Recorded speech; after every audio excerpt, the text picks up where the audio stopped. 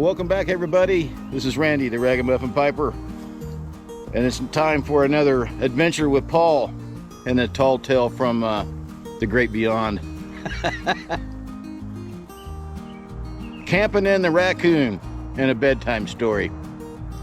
Hope you'll join me. Stay tuned.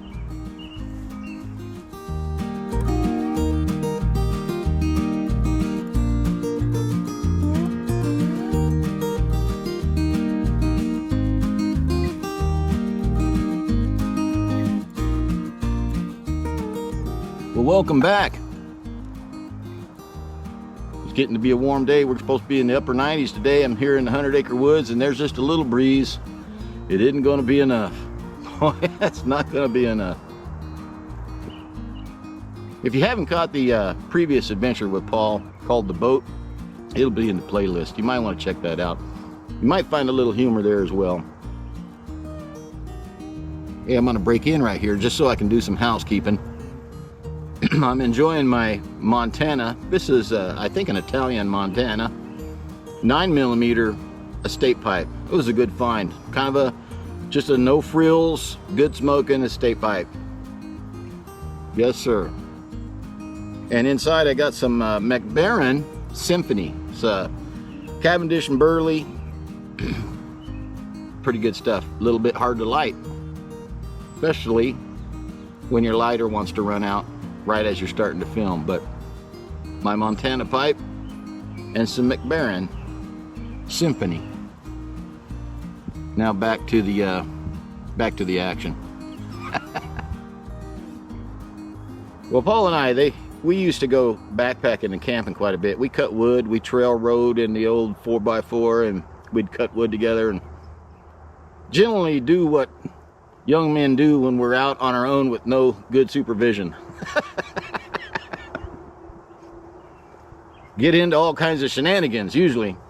But we had an occasion back when we were quite young. We went backpacking, and we were staying in a regular campground. So we had neighbors in the campground. We were there for several days. We were taking day excursions, you know, doing some off-grid exploring out in the woods where there weren't much of a trail. That became painfully obvious at times. And our friend Brendan was with us this time. Often we would go with different people. This is just one of the times we all went together. And we would try to keep the weight of our backpacks under control. You know, you have your clothes, your food, and then we would carry the accessories you need to camp. You know, maybe a skillet and an axe or a hatchet, big flashlight. So we would share the load. One of us would carry the hatchet, and one would carry the big flashlight, maybe that kind of thing, you know. Each person had their own accessory that they carried. And so when we were sleeping, we had a big tarp, and we'd throw some pine needles underneath it, and we'd sleep on this big tarp, and I was on one side and Paul was on the other, and Brennan was in the middle. He had the hatchet, I had the flashlight. We had been out on a long excursion, and it was kind of warm, so we went to bed kind of early. We were going to get up and do something, probably, maybe go fishing, I don't remember. So we went to bed, and we were all in our sleeping bags, and Paul and I woke. I'm not sure who first, but Paul and I woke to hear something messing around on the table. Now, we had been having some bears just outside the camp for a couple of nights. They hadn't come in to bother anybody, but they were there. And he was saying, "What do you think that is?" You know, we don't know. It's kind of dark, can't really see. Paul gets up a little bit, says, "Find a flashlight. I'm going to get up, see if I can chase it off." So he jumps up out of bed, and he's kind of walking toward the table. We're a little ways away.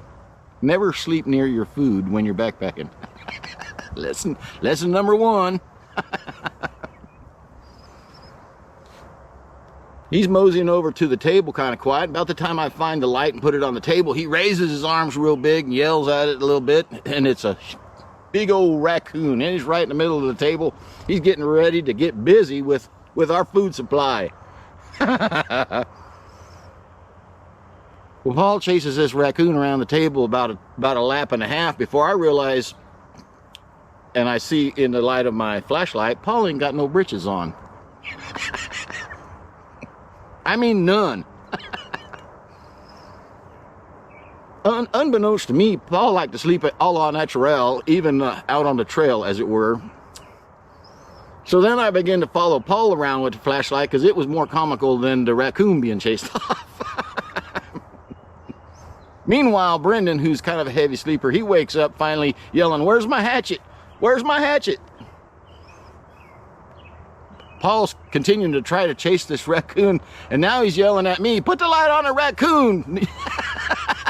Not me, you idiot. But I can't, because it's a bit of a comedy show going on now with Paul running around the table chasing a raccoon practically buck naked.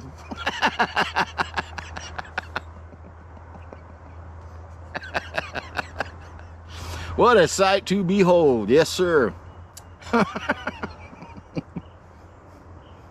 Raccoon finally runs off, and we all kind of get a good laugh, and Paul gets a good yelling at me for following him with the flashlight. And we discuss life lesson number 2, always wear breeches to bed when you're out on the trail. Wait, was that lesson number 1? Anyhow, no, that's lesson number 2. Always wear some breeches to bed on the trail. About the time he comes back over near we're sleeping, and now we're all awake, we hear applause coming from the neighbors next door.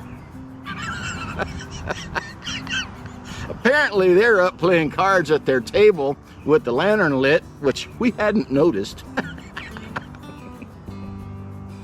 And they're whistling. They're whistling and clapping. Camping and a show.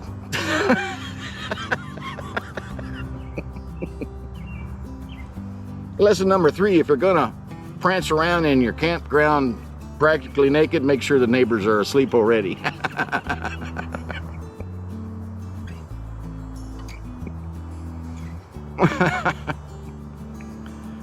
Backpack camping and 3 life lessons.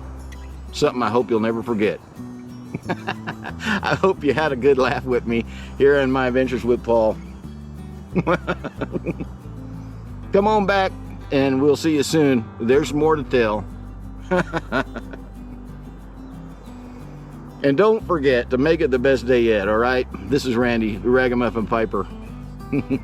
Have a good laugh today, and God bless you all. We'll see you soon.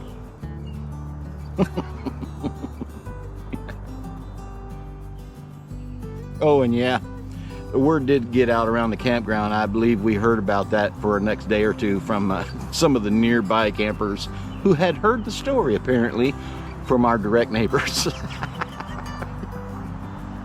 We were famous in a bad way.